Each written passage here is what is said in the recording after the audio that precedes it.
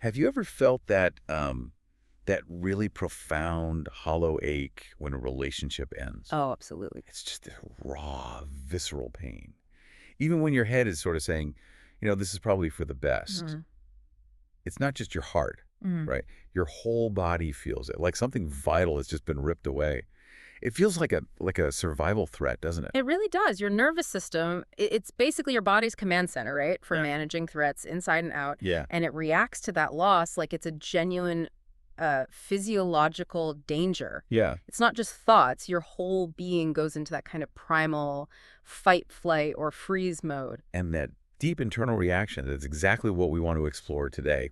This is a Selfie Seeker Deep Dive, and it's Mhm. really designed for you, the listener, especially if you're wading through those intense emotions after a painful breakup. Yeah. Our goal here is to kind of map out that internal landscape of heartbreak. We're using insights from Helen Mudebo's really wonderful article, When a Breakup Breaks You: How to Rebuild from the Inside Out. It's a great piece. We want to help you understand not just, the event of the breakup, but what's actually happening inside you when things fall apart. And maybe, just maybe, see how this awful experience could even be an invitation for some, well, profound growth. And we're going to approach this gently today, compassionately. No quick fixes, no rush, just taking it, one breath at a time. Right. Think of it as an unhurried exploration. We want to focus on understanding and validating what you're feeling rather than hitting you with a load of theory. Mm. The hope is by the end, you'll feel maybe a little less alone, more understood, and perhaps cautiously hopeful. Okay, so let's unpack this internal landscape. Right after a breakup, it often feels like you're living these two completely separate lives. Totally. There's the you that has to show up in the world, Yeah. right? Going to work, saying I'm fine when people ask. But then there's the internal you just swallowed by this storm of questions. Why? What did I do wrong? Are they okay? Are they hurting like I am? Oh, that internal chaos.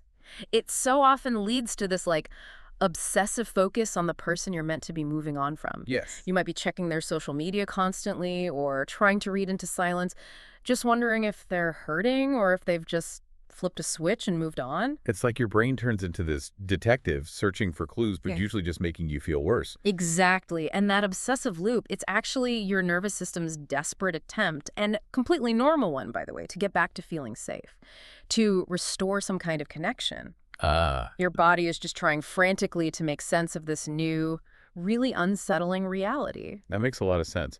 So beneath all that pain and the obsessive thoughts, what's really driving it? The article talks about this hidden architecture of heartbreak. Hmm. And what's really striking is this idea that how you handle a breakup often has less to do with, say, how much you loved the person, Right.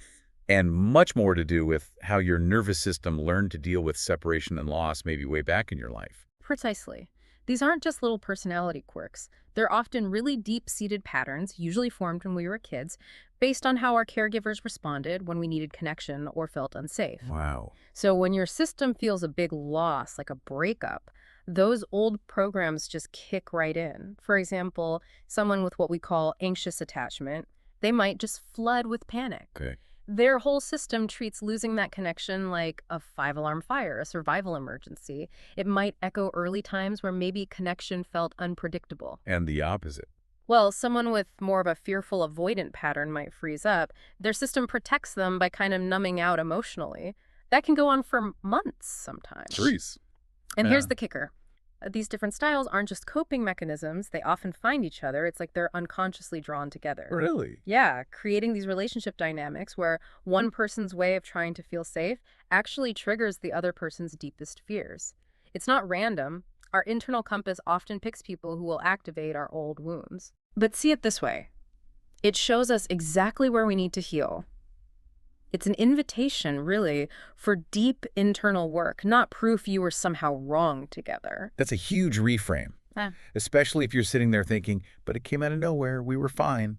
The article touches on that too, that feeling of whiplash. Yes. Sometimes the breakups that feel the most sudden happen because things weren't actually fine beneath the surface. Ah. One person might have been putting enormous energy into keeping up this illusion of stability, so when they finally just couldn't anymore, the whole thing collapses, and it feels totally blindsiding to the other partner. Okay, that makes sense. And this brings up a really key point.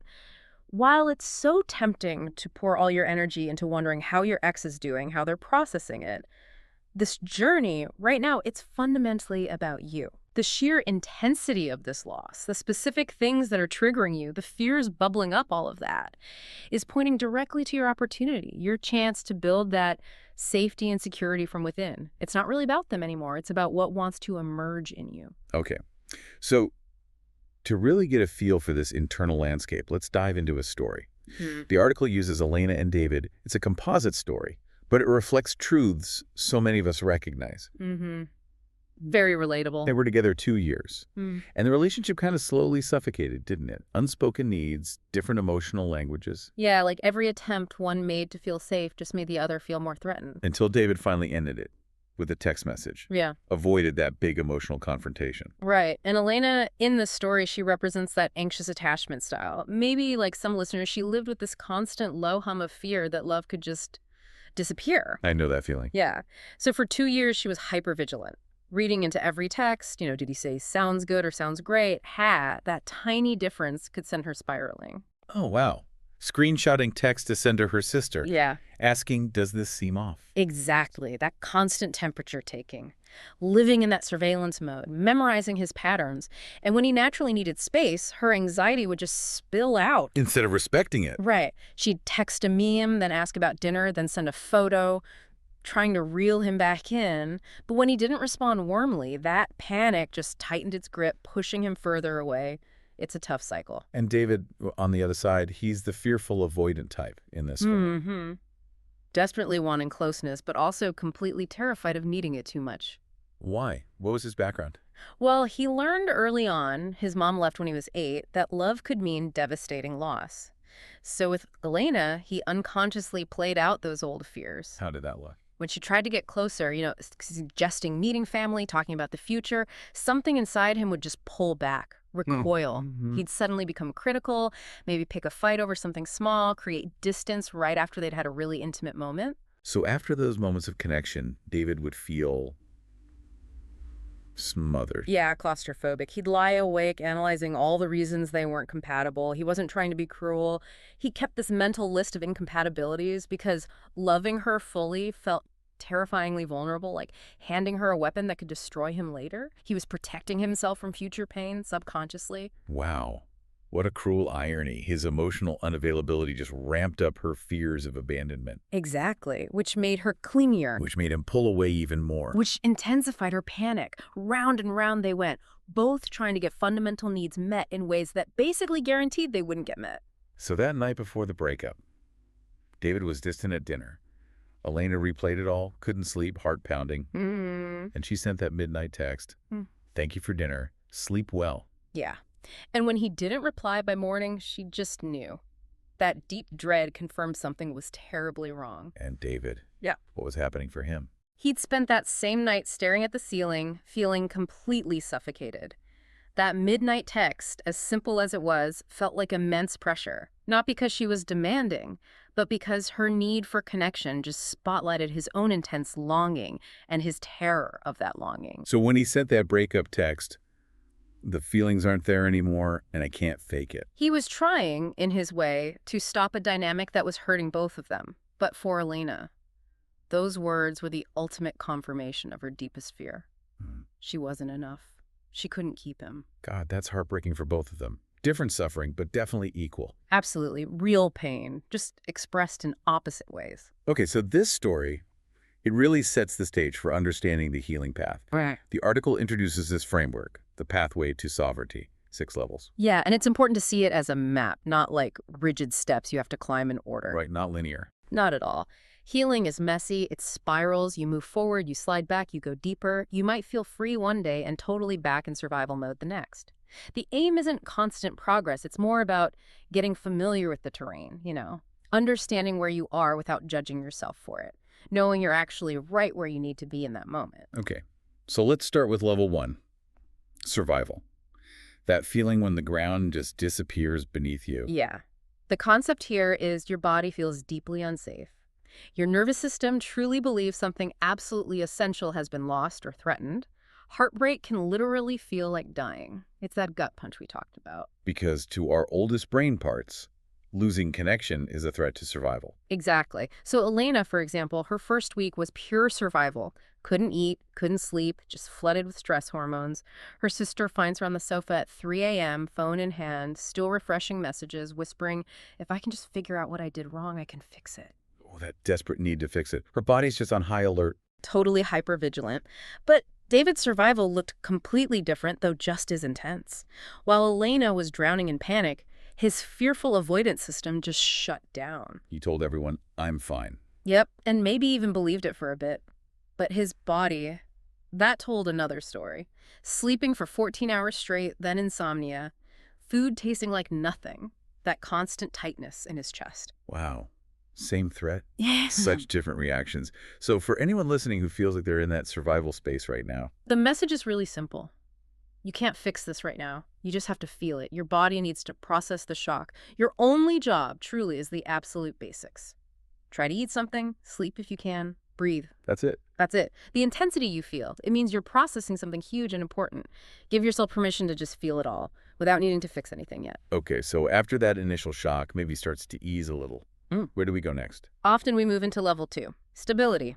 But this can be tricky because it's often about the illusion of control.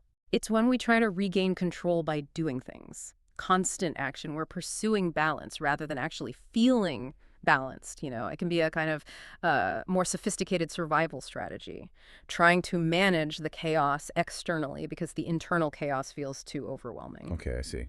How did that look for David? David jumped right into stability after his shutdown phase, making lists, reorganizing his entire apartment, rationally explaining the breakup over and over, like finding the perfect words could somehow tidy up the mess. Overdrive. Total overdrive. Threw himself into work, hit the gym twice a day, but then late at night, when the busyness stopped, he just felt hollow, empty. And Elena. Her stability was different. She spent days crafting these long, elaborate texts she never actually sent, rehearsing conversations in her head, Googling relationship advice, making timelines, trying to pinpoint the exact moment it all went wrong. Try to find the mistake. Yeah, and obsessively checking David's social media, which was completely silent. That silence, that void, felt almost worse than anything else. Nothing to analyze, nothing to hold on to. So stability feels productive, but it might just be busy work. Often, yeah. Fear-driven busy work to avoid feeling the raw grief underneath. So if this sounds familiar, the question to ask yourself is, what am I trying so hard to control right now? What feeling am I trying to avoid by staying busy? Okay. And then from stability, where does the path lead? This is often where real shifts can start to happen. Level 3, self-awareness. It's about the pause. Pausing long enough to actually observe your own reactions, your patterns, without immediately trying to change them. The pause that changes everything. It often arrives quietly. For Elena, it happened about 3 weeks in.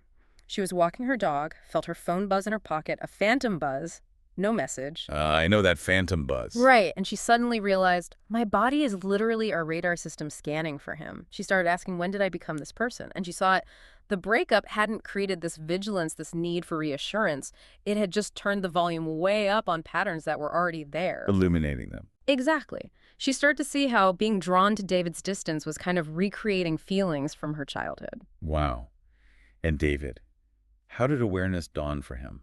It came in therapy, actually. About 4 months after the breakup, the initial relief he felt had faded, and the numbness started to feel scary, not protective. His therapist asked him, very gently, why did you always seem to pull away when Elena tried to get closer? Direct question. Yeah, and it landed. He finally admitted, voice barely a whisper, I think I was scared that if I really let her in, I'd need her too much. And then I'd be destroyed when she left. Oh, wow. And the therapist just said, simply, so you left first. Oof.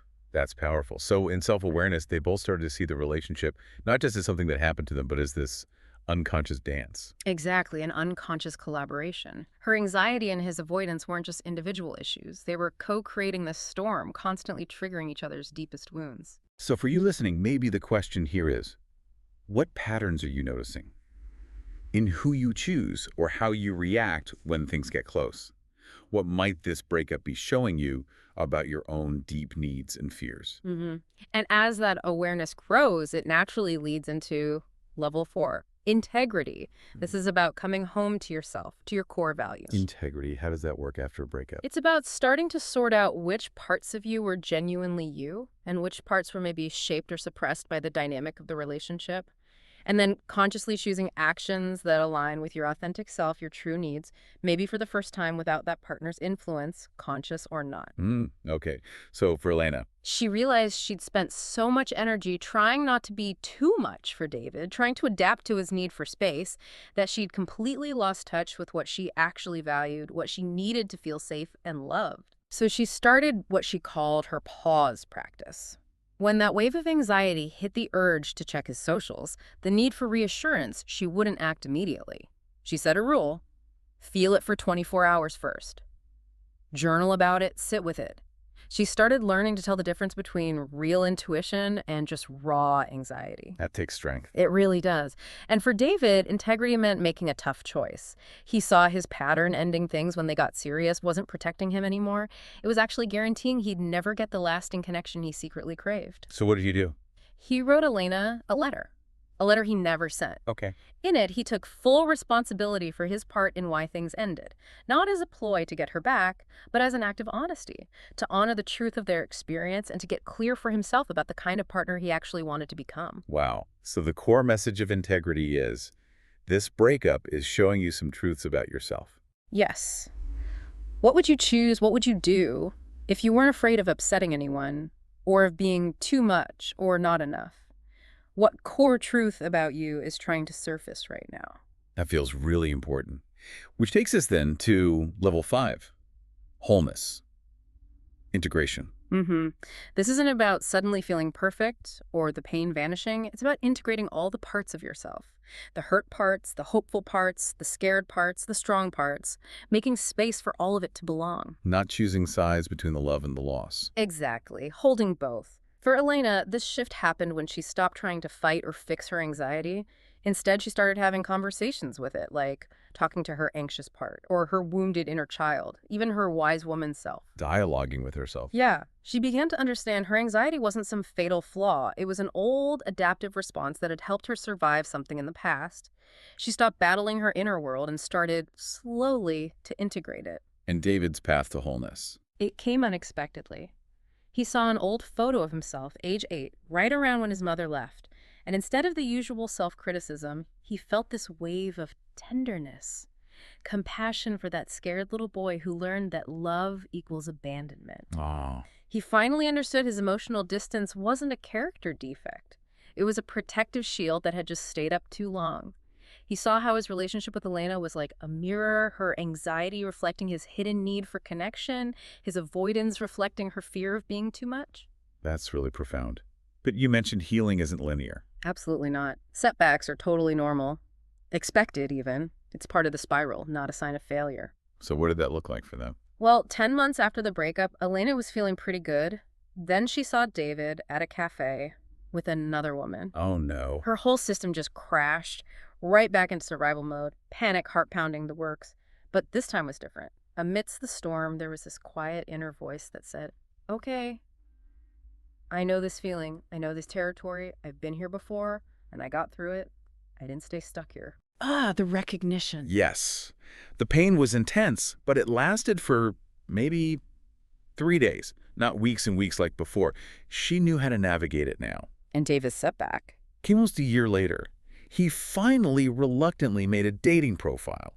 The very first woman who showed genuine interest, it triggered that old panic. I can't sustain this, I'll mess it up. The old fear. Yeah, but instead of ghosting her, which would have been his old pattern, he recognized the fear. He actually sat with it. He didn't run. That's huge. So even though they both spiraled back, they didn't complete the old destructive cycle. Exactly. That is the growth. It's such a powerful reminder for anyone listening.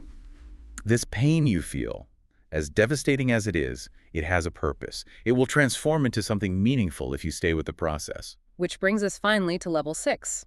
Freedom. The new way of being. Yes.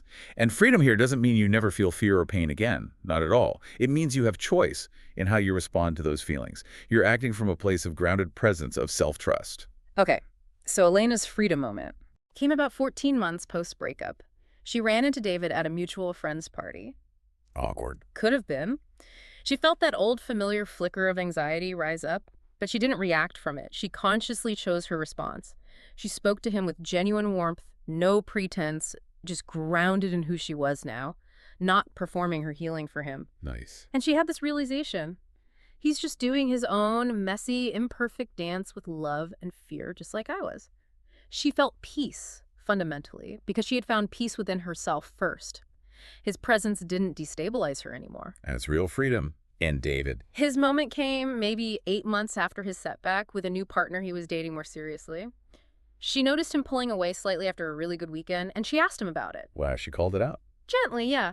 And instead of deflecting or shutting down, David chose honesty. He said, I get scared. Scared that if I let you matter too much, you'll eventually leave and it'll break me. He braced himself for her to run. But she didn't. No, she actually moved closer. Yeah. She asked him, what would help you feel safer with me? Oh my gosh. Right. In that moment, he learned something huge. Vulnerability wasn't the real danger. His unavailability had been the danger all along. That gives me chills. That is freedom. Yeah. Not being perfect, but being present. Exactly. For both of them, that painful ending wasn't the end of the story.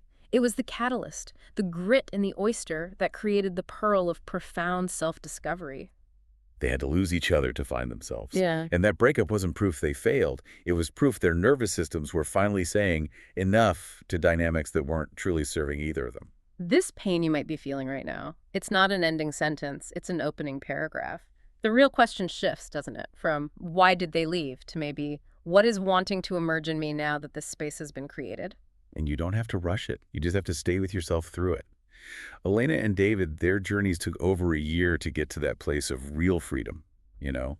Rebuilding from the inside out takes time. It really does. Giving yourself that space now, that permission to heal without a deadline, that's what creates the room for real transformation down the road.